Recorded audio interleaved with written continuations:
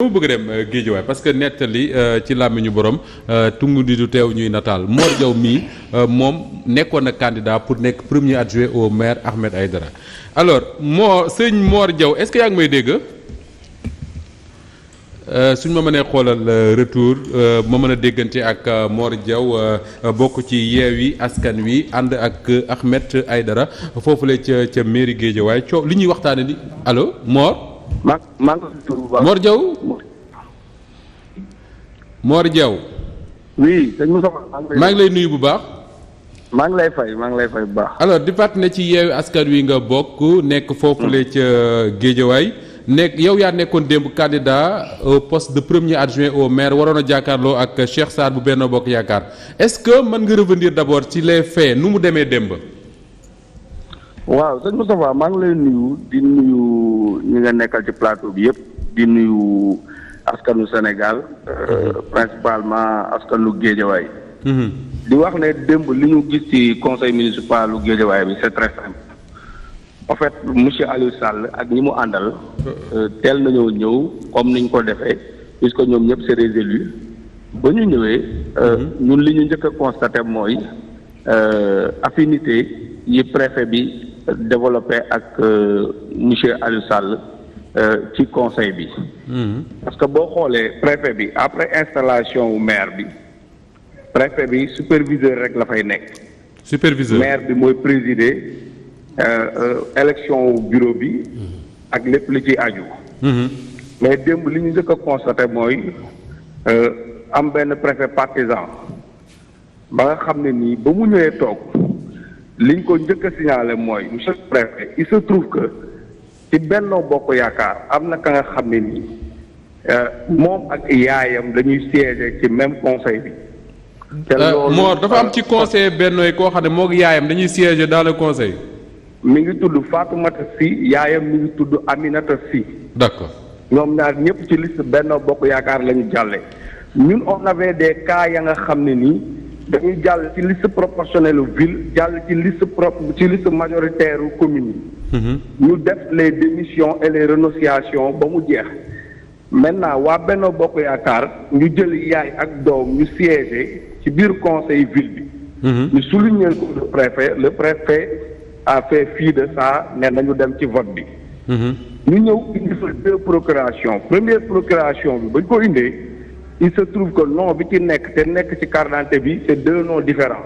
ñu wax ko monsieur le préfet mu hésité on a insisté kooku mu jot a voté ba li waaj a jeex ñu indiwaat beneen procuration ba nga xam ne du nom de Absatou Ba procuration boobu aussi baaxul les mêmes incongrues yi ñu gisoon ci première procuration bi gis ci deuxième procuration bi. ñu indi fa Boucan insisté avec Modou Mamoun et Aliou Sall.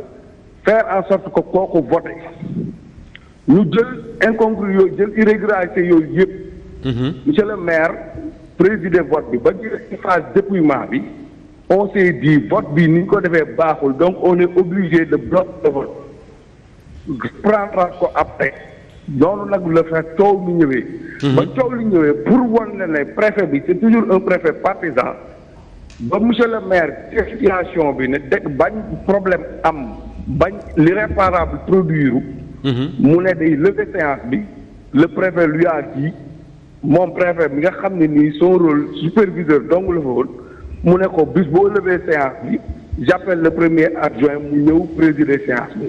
mais préfet moo wax loolu premier adjoint ba nga xam ne ci dépouillement la ñu toll defaguñ décompte wax proclamé wuñ officiellement ne diw moo gagné installé wuñ ko.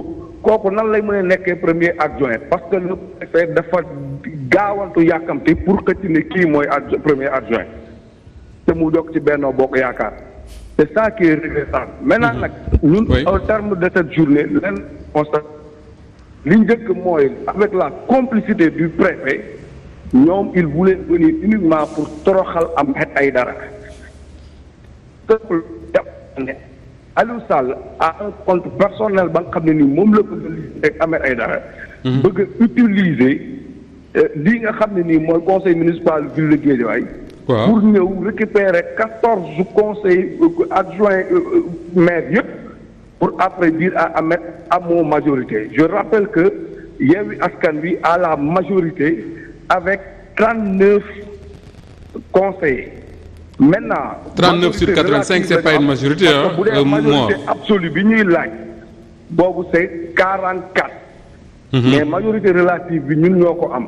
D'accord. Maintenant leneen li ci nekk aussi mooy au niveau de Wakhinane Nimzatt Racine Talla ñun dañu jàpp ne les élections foofu dañ ko volé ba déposer nañ un recours ci juridiction yi. D'accord. Au niveau de la Cour suprême.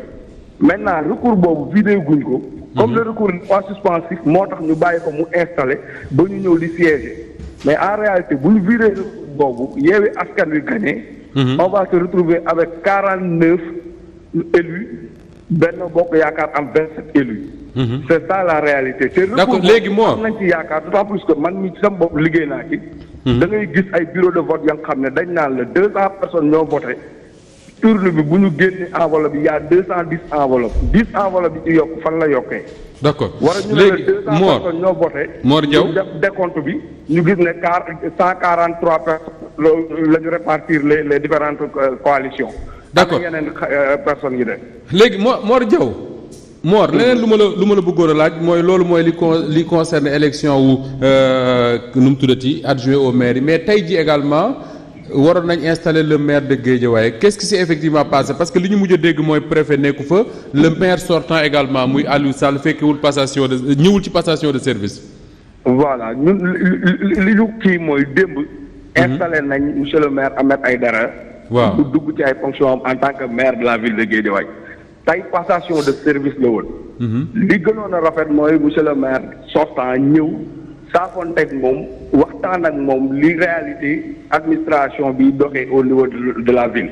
Maintenant monsieur le maire Aliou Sall ñëwul mais on a vu le secrétaire général de la mairie qui gère pratiquement toute l'administration. Oui. Il nous a expliqué tous les chefs de service aussi et tous les directeurs ñi nga fa woon waxtaan nañ ak monsieur le maire nouvellement élu. jël nañ documents yi après exploitation certainement dinañ waxtaan ak presse bi pour faire l'état des lieux et pour avancer. D'accord actuellement daal sëñ Moustapha. léegi Mor Diaw léegi yéen lan moo tax lan ngeen yaakaar ne moo waral waa Benno Bokk Yaakaar su fekkee dama jàpp li nga wax bëgg a bloquer fonctionnement au conseil municipal bi lan moo tax. ci sa yaakaar en réalité c'est pas Benno Bokk Yaakaar mais c'est Aliou Sall en personne. c'est pas Benno c'est Aliou Sall en personne. problème personnel.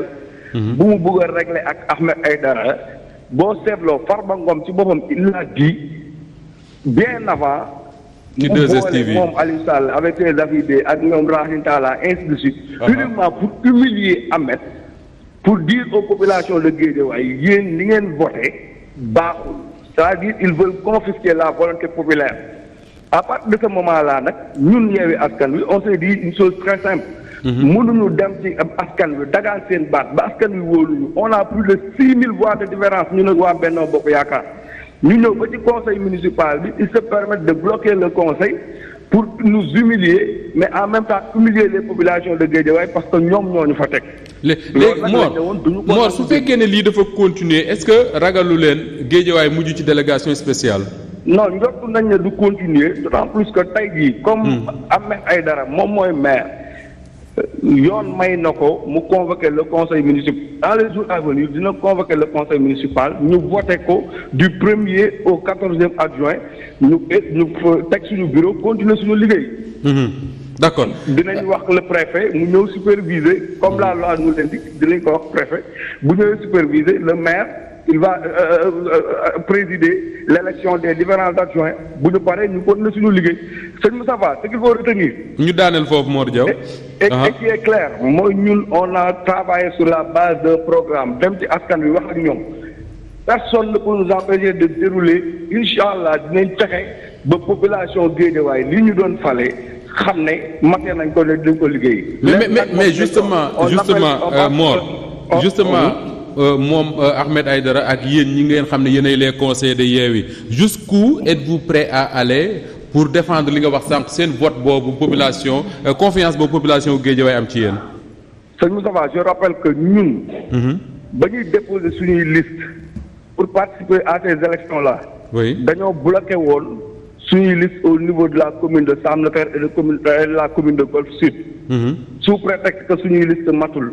Quand on leur a mis la pression ñu lever blocus boobu ne kii mën a jàpp parce que boobu dañoo defoon seen sondage gëm ne dañuy perte Sam Notaire dañuy perte Golf Sud l'histoire a montré que ils ont perdu Sam Notaire ils ont perdu Golf Sud. Maintenant loolu processus la on s'est battu nous nous sommes battus ba yegg si fii ñu yegg si tey teg ci suñu bakkan ba participer élection yi ba gagner élection yi noonu la ñuy continuer défendre les populations de Guédiawaye ci biir conseil municipal boobu ba li ñu bëgg a doxal ànd ak population yi doxal ko parce que ñun eux ils nous intéressent pas ce qui nous intéresse c'est les populations de Guédiawaye. te gëm nañ ne si les populations sont avec nous. li ñu bëgg a réaliser dinañ ko réaliser au grand bénéfice de ces populations là. alors Mor Diaw est-ce que coow li Pape Mokhtar doon wax sànq affaire suuf bi ñu doon tudd ci littoralu Guédiawaye boobu ne dañ ko jox ay conseils municipaux est-ce que bokkul ci li nar a jafeel seen diggante ak waa Bennoo. waaw xam nga boo xoolee Guédiawaye littoral bi convoitise bi yëpp ci littoral bi la nekk. tey jii le président Macky Sall déclassé le littoral bi ñu ngi joxe ay terrains.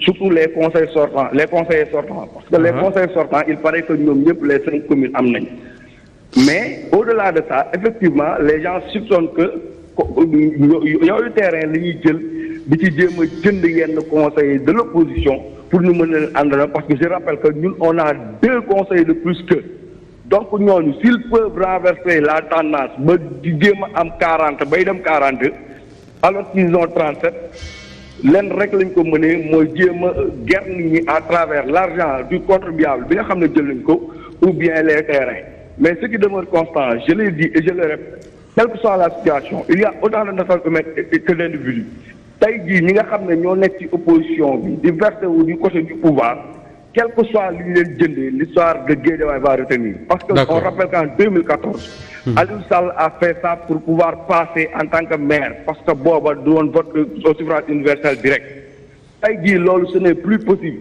maintenant bépp conseiller bu ci nangu ñu ger la à travers des terrains et de l'argent à partir de ce moment-là tu feras face à l'histoire et Guédiawaye va retenir. Mor Diaw maa ngi lay gërëm bu baax ñun ci suñu wàllu bopp. Mor quelle que soit stratégie am ñoom yi ñuy utiliser. ñun on va diriger notre mairie. On va former notre bureau municipal et ensemble avec les populations nous allons travailler pour répondre à leurs aspirations. jërëjëf Mor Diaw di partenaire yaa ngi bokk ci Yewwi Askan Wi foofulee ca Guédiawaye alors Issa Tine moom mi nga xam ne moo ñu gunge tey ci réalisation pour un souci d'équilibre su fekkee ne mën nga seet waa Benno Bokk Yaakaar ñu def exactement Benno Bokk Yaakaar bu Guédiawaye laa wax nag ñu def exactement li ñu def ak Mor Diaw bu Yewwi Askan Wi.